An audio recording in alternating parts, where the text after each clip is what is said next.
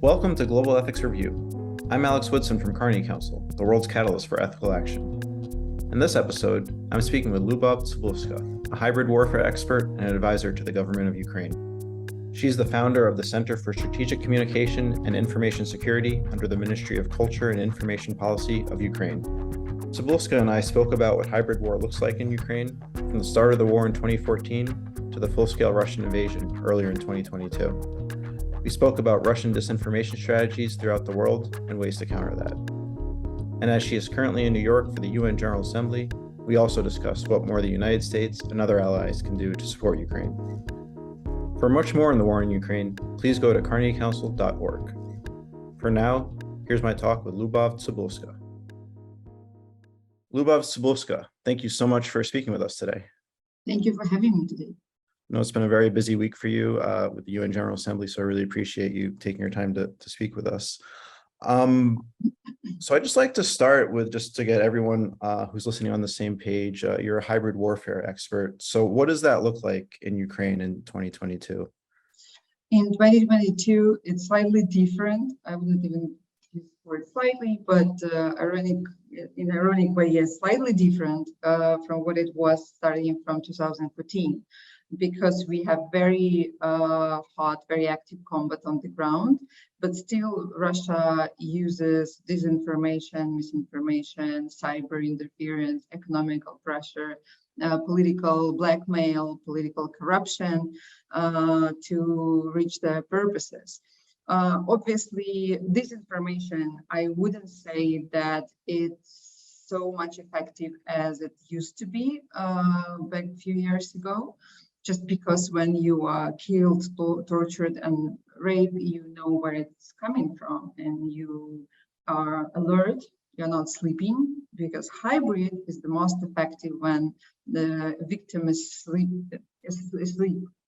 When we say disinformation, my colleagues from my community usually do not like this word, because it would be much more appropriate to call it malign information. Because it's not necessarily about spreading lies. Sometimes it's manipulation, speculation. Sometimes it's just spreading fatigue, dividing neighbors, allies, partners, and Russia is still doing it, of course. So when you say it's changed since 2014, yeah, I mean that's a great point. You know, that this war has been going on for 8 years in a lot of different ways. If you could provide like a specific example, maybe what was Russia doing in 2014 that maybe they're not doing today, or is it just the scale different? I'm just looking to see what's exactly changed in the years. In 2015, I joined the General Staff of Ukrainian Armed Forces as an advisor on strategic communications. And I remember that we as a country, we were not prepared for that scale of information attacks, information interference. And we didn't understand what was happening, why our society is so divided, why our army leadership doesn't have so much support. And then we realized what was going on. Russia was trying to divide, for instance, Russian leadership. Russia was trying to divide army leadership from the rest of the armed forces, from our soldiers. Russia was spreading this fatigue and disbelief among families of our soldiers, sending messages sometimes to them that take your son or husband back home because it's not his war.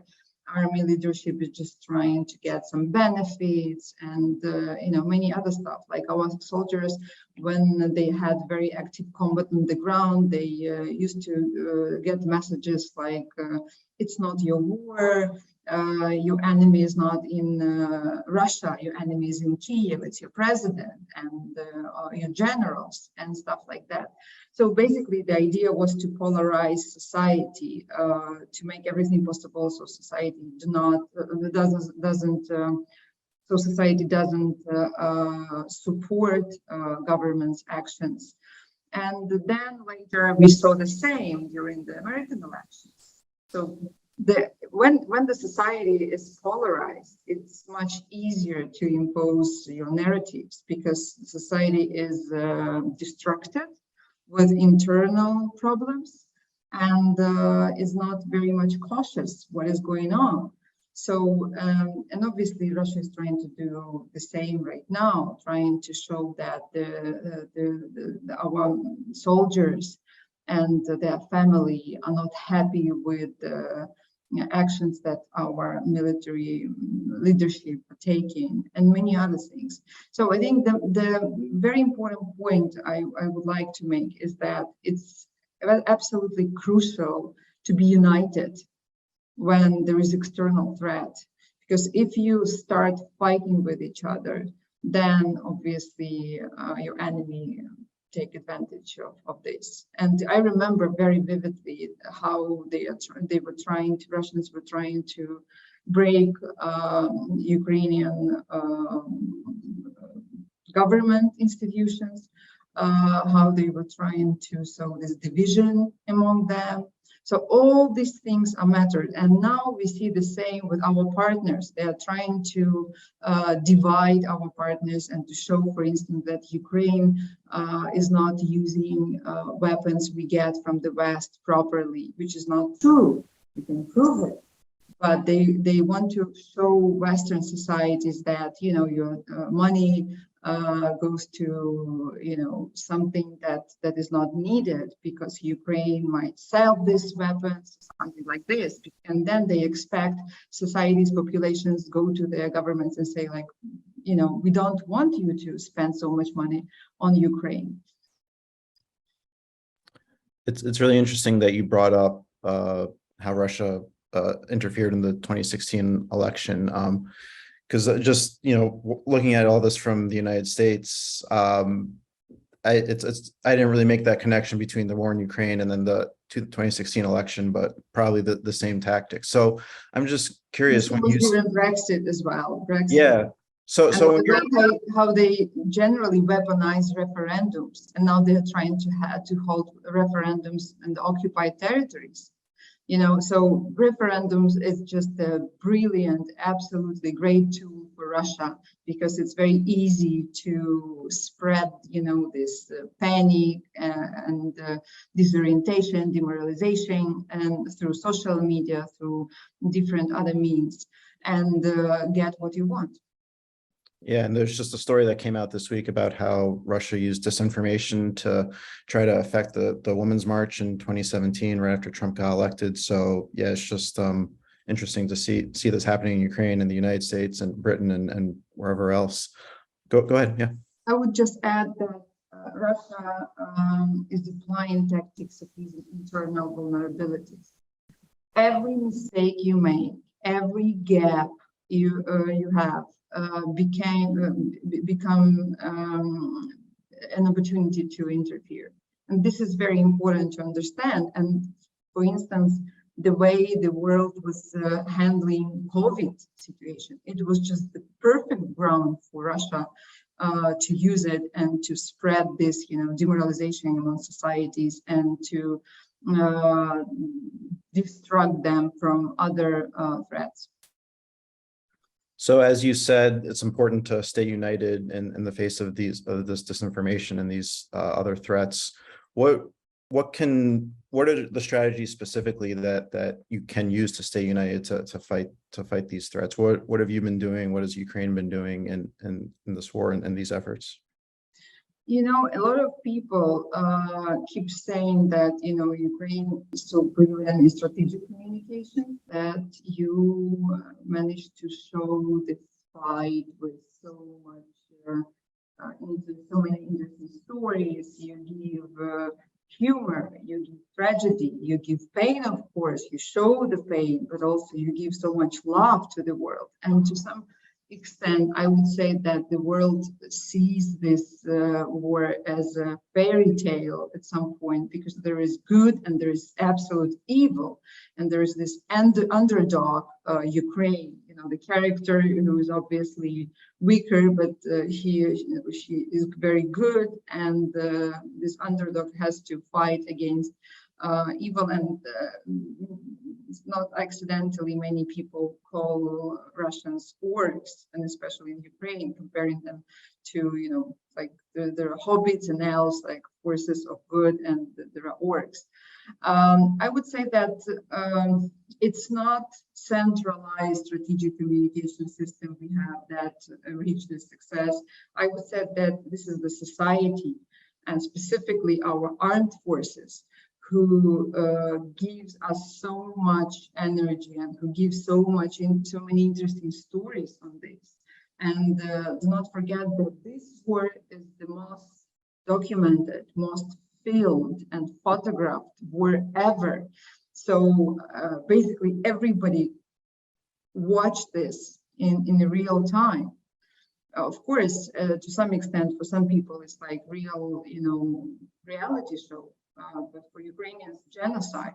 But for us, obviously, it's very important to show what they are doing, how they are doing. We didn't expect Russians to be that cruel because they do not follow any rules of war at all. And you don't expect it from your neighbor, especially if you understand the language of this neighbor, you grew up with the same, sometimes culture, we watched the same movies in the past, we read the same books, and now they come and kill us with extreme cruelty. So I think that the success of our communications, which we keep hearing about, is because the society provides so much content, and it's very convincing and it's very sincere. But I would also say that it's not everywhere. Like, this success is seen not everywhere. For instance, Asia and Global South, these parts of the world, they do not see the successful stories, and the Russian narratives, unfortunately, are pretty strong there. So you're saying that other parts of the world don't have the same access to Ukrainian sources of information. They have more access to Russian sources of information, or not Ukrainian necessarily, but Western American, British. And I would just say that our presence, Ukraine's presence there, is not that strong and vivid, and Russia has much more success and Russia has much more access to these countries, because from the very beginning of the full-scale invasion, we were trying to focus our attentions, to focus all our efforts on our allies, our partners, the US, UK, those who share our values and who can provide us weapons. Because for us, the most important part is to get information support, of course, but material as well, meaning weapons and sanctions. You cannot fight just informationally when they come and kill and rape you. Yeah, I keep hearing a lot of talks about peace negotiations, especially here at the General Assembly, but for us, peace on Russian terms is not acceptable at all, because it would mean just freezing the conflict to let them strengthen their army and attack us again. And speaking about propaganda, I would say that this level, the scale of atrocities Russians commit in Ukraine, and all these war crimes, they became possible because of constant systematic propaganda, and specifically dehumanization of Ukrainians through propaganda. And today it's a Ukrainian nation, and tomorrow it might be someone else. And I would strongly recommend people in the West to watch sometimes Russian TV, which is fully Kremlin orchestrated and financed. And you would see how they speak about your countries as well, and specifically the US.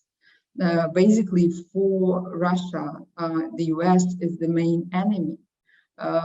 They call Ukraine is just a puppet of America. And they say to their audience, their domestic audience, that they are fighting against the United States of America. And this is very dangerous. And we know from the recent history that you do not necessarily have to have physical borders with Russia to be attacked. So it's very important not to be asleep and to be cautious and to study what your enemy or adversary is saying about you. In this case, they are spreading dehumanization, not just about Ukrainians, but other nations as well. And it might have a very, very serious consequences if we let Russians to freeze this conflict and rebuild, regroup their army and attack us again. Yeah, so I do want to come to speak about what Americans can do, what the UN can do. Just a couple more questions, though, about the cyber element of the war. I saw a very interesting tweet a couple of weeks ago, I think, from the Ukrainian Department of Defense, where they actually quoted an American rapper, Pusha T. I don't know if you're familiar with this tweet. He said the tweet said, "We put numbers on the board," and then it did a rundown of military equipment that Ukraine had seized from Russia.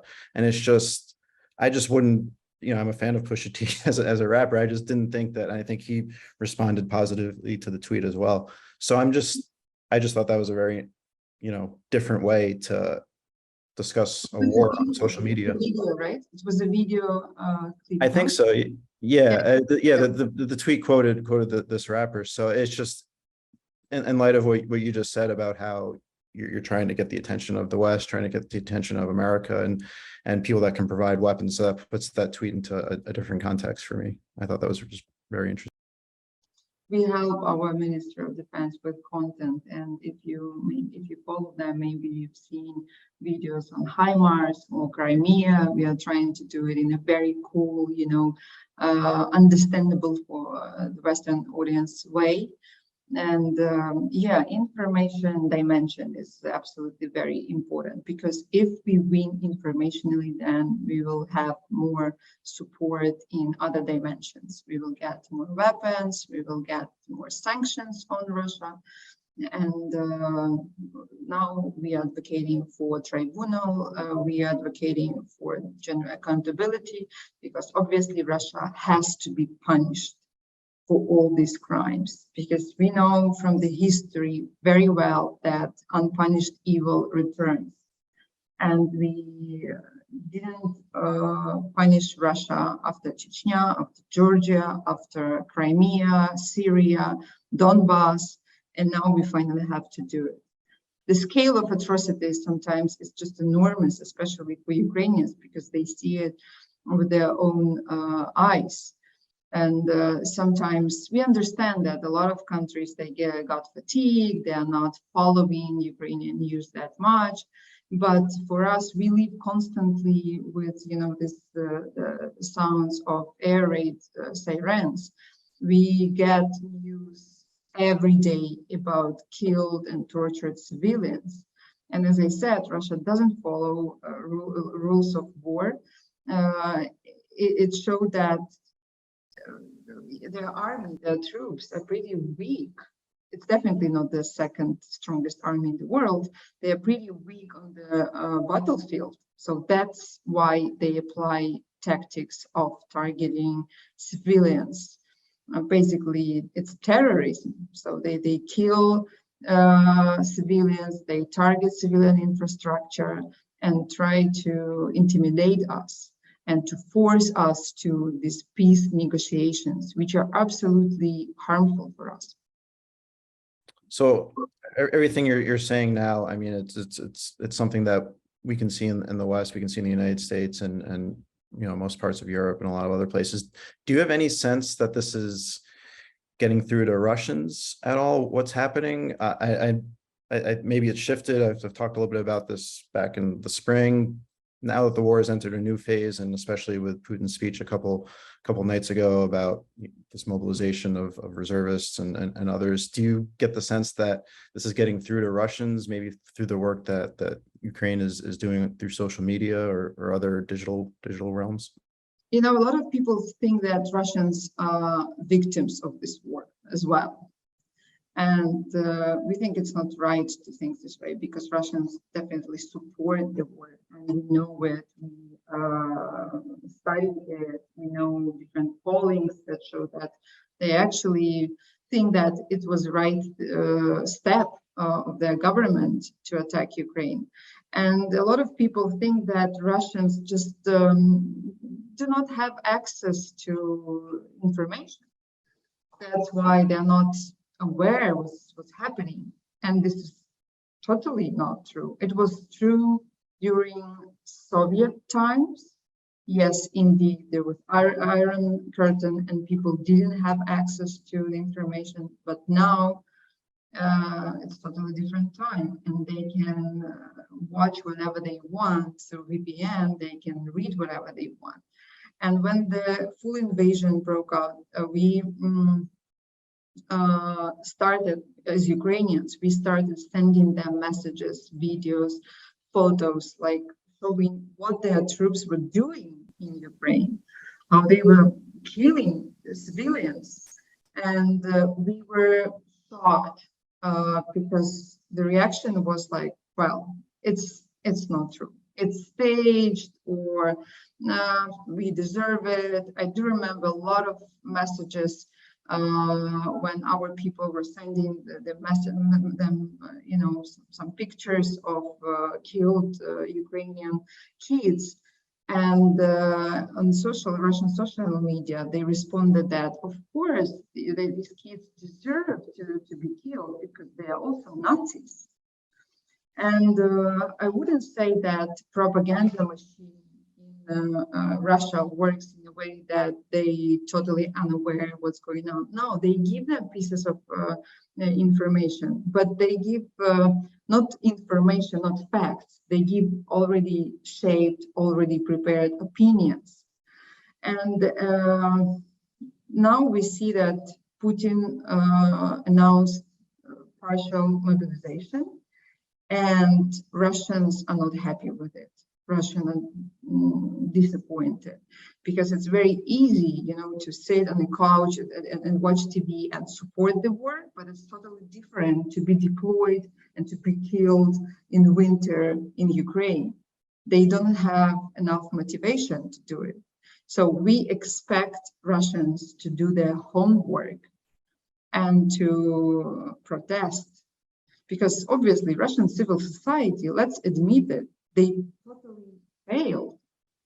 Their fight was very weak all these years. And now they moved to the EU, they moved to another Western countries, and they fight, for instance, with the visa ban, which is like very weird because you have to fight against the dictator you have, against the regime.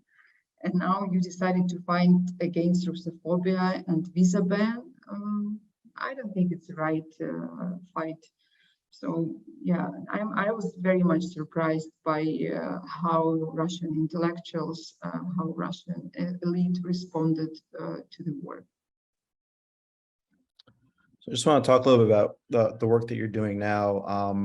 You're in New York now for the UN General Assembly. What has the reception been like among the people you've been talking to, and what specifically are you looking for from the UN? What more could they be doing? First of all, UN, it's a great platform to communicate your messages, to communicate what Ukrainian civil society thinks about the war. And we talk to different ministries. We have a lot of bilateral meetings. We talk to missions, national missions to the UN. And I would say that we see some difference between what our, like-minded partners and allies think, especially those who are pretty close to Ukraine, and also like United States, which is like the greatest friend of Ukraine and the supporter of Ukraine, and what, for instance, countries of the global South think. It is different, and we clearly see that some countries do not understand what's going on in Ukraine on the ground. They sometimes see the conflict through, I would say, Russian lenses, because Russia is trying to impose this narrative that this is the war between the West and Russia, that this is the new version of Cold War, which is not true. It's a conflict between, totalitarian regime, fascism, and democracy, and liberal values we all share. And Ukrainians fighting for their freedom and independence, and they've been fighting for years. We have historically a very intense relationship with Russia, because all these years Russia was trying to occupy us, colonize us, to erase basically our history, our culture, our identity, our language. And now we see that when they come and occupy our cities, they immediately try to get rid of Ukrainian language and Ukrainian education. For instance, they forbid to speak Ukrainian language in schools. They bring at once Russian teachers. They destroy libraries, theaters. So this is the indication of genocide. And we see that some countries, unfortunately, still do not understand this, and we are trying to bring this knowledge to them. So the Russian invasion, the full-scale Russian invasion started in February. That we've been living the situation for a while now. I'm just wondering, looking back, is there anything that's happened that you didn't expect? Anything that surprised you as this war has gone on? Obviously, we always knew that Russia was our enemy, right? But I would say that a lot of Ukrainians didn't expect that they are so cruel, and we didn't expect to see such level of inhumanity. What they are doing on the battlefield, how they treat our people, how they deport our people to Russia and rape our women and children, how they castrate Ukrainian soldiers, and how generally this behavior, it's something behind. It's behind what you could imagine, and those who survived Second World War in Ukraine, they very often say that they haven't seen such atrocities back then. And as I said, it's especially shocking because a lot of people in Ukraine speak the same language, Russian language. We have the same religion, and we read the same books and watched the same movies. So this is really surprising in a very bad way, that this nation, this country turned to be so chauvinistic, so racist. We were trying to draw attention to these questions all these 8 years, especially attention of the Western communities. And unfortunately, they thought that, just like some counter propaganda or something. And what Russia was saying about Ukraine, it was just very, weird freedom of speech. But it was systematic and consistent dehumanization. And now we see consequences of this dehumanization. Yeah, I just want to point out that one of our senior fellows, Nicholas Gvozdev, I believe he has a PhD in Russian history. He gave an interview with The Atlantic where he was talking about the same thing, and how the atrocities have come from this, propaganda, this dehumanization language from Putin, talking about how Ukrainians are Nazis. Yeah, and I think that a lot of people trying to separate Russian regime and all the atrocities from Russian culture, and Russian literature, and trying to say that, okay, we shouldn't cancel, Russian ballet, for instance, or Russian writers. But I would be very cautious about this, because if you read, and believe me, we Ukrainians, we know Russian literature, and we read Dostoevsky and Tolstoy and all other Russian writers. If you read attentively, you will see a lot of ideas, a lot of thoughts, which show that Russians are dominant, basically fascist ideas. So it's very important to understand that these are not separate things. Putin regimes and Russian culture. Sometimes it's just continuation. What we see on the ground is continuation of what they've been taught to, what ideas they were imposed. And this is very important to understand. If you read Dostoevsky, you will see that he was absolutely a racist. He was actually getting this thought in his works that Russia should dominate, that Russian people are special, that the West is absolute evil. So, and Russians, they grew up with this. They grew up with the thought that they're special and they have a right to bring order to Europe, to the West. And this is very dangerous. Just the last question.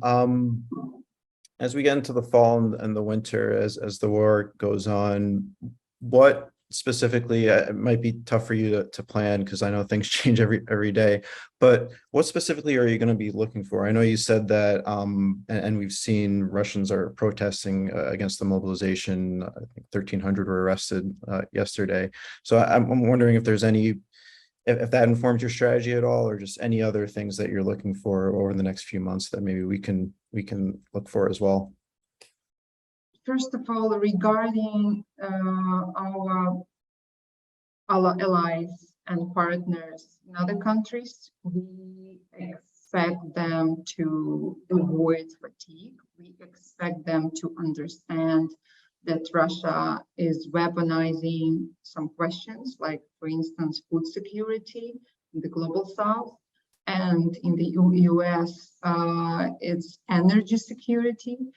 And we understand very well that for many people, the energy bills they will get will be very, very expensive.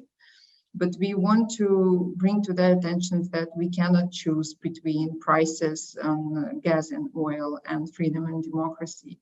We have to end this war, and we can end this war only if we win. Ukrainians win. We cannot freeze it. We cannot continue to trade with Russia. We cannot close our eyes, and not see all these atrocities. It's very important to understand that Ukraine is capable of winning, and other countries, yes, they obviously are tired, and believe me, Ukrainians are also tired, but we just do not have other choice except fighting, because this is the matter of our survival. We understand that we just cannot live under Russian rule. So we want to end this war, and we are able to do it. We are not asking to fight for us. We just ask to be supportive, to give us more weapons and sanctions, and we will end this war as soon as possible. Regarding Russians, of course, we expect them to see that the regime in Russia is absolutely cruel towards them as well. That we expect them to protest, we expect them to avoid mobilization, but not silently. This is very important. You cannot be silent to the regime, because the regime is provoked by weakness and silence. If you show strength, and we see it clearly on the battlefield, if you show strength to the Russians, they step back. Liubov, Tsybulska, thank you so much for speaking with us today. Thank you. That was Liubov Tsybulska, a hybrid warfare expert and advisor to the government of Ukraine. I'm Alex Woodson. Thanks for listening to Global Ethics Review, and stay safe and healthy.